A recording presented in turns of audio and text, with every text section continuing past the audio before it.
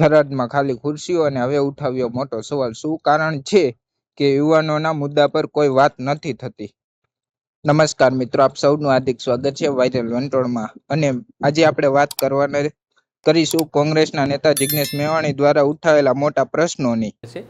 PM Narendra Modi બનાસકાંઠાના થરાદ ખાતે આવ્યા હતા, જેમાં કેટલીક ખાલી ખુરશીઓના દ્રશ્યો પણ જોવા સામે આવ્યા હતા. આ મુદ્દાને લઈને રાજકારણ ગરમાયું છે. ચાલો પહેલા સાંભળીએ જિગ્નેશ મેવાણીએ શું કહ્યું. સમગ્ર થરાદની જનતા અને બનાસકાંઠાની જનતા સમક્ષ એક સાદો સવાલ મૂકવા માંગુ છું. નરેન્દ્રભાઈ આપણા બનાસકાંઠા થરાદમાં હમણાં જ આવી ગયા. ખુરશીઓ ખાલી હતી, એ બધા દ્રશ્યો આપણે જોયા.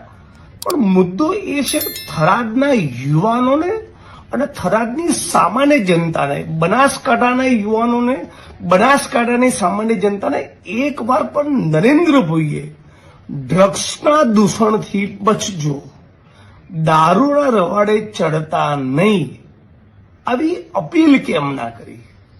પોલીસ પ્રશાસનને કેમ ના કીધું કે ડ્રગ્સનો એક અણુ બનાસકાંઠાને થરાદમાં મળવો જોઈએ નહીં, દારૂનું એક ટીપું બનવું જોઈએ નહીં, એક પણ ખટારો રાજસ્થાનથી ગુજરાતની સીમામાં દારૂ લઈને આવવો જોઈએ નહીં, આવી પોલીસ પ્રશાસનને તાકીદ કેમ ના કરી?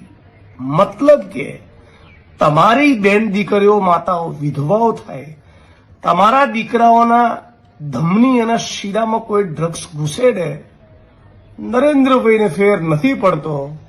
2-3 વાર ગુજરાતના સીએમ રહી ગયા, 2-3 વાર દેશના પ્રધાનમંત્રી બની ગયા, એમનું કામ થઈ ગયું.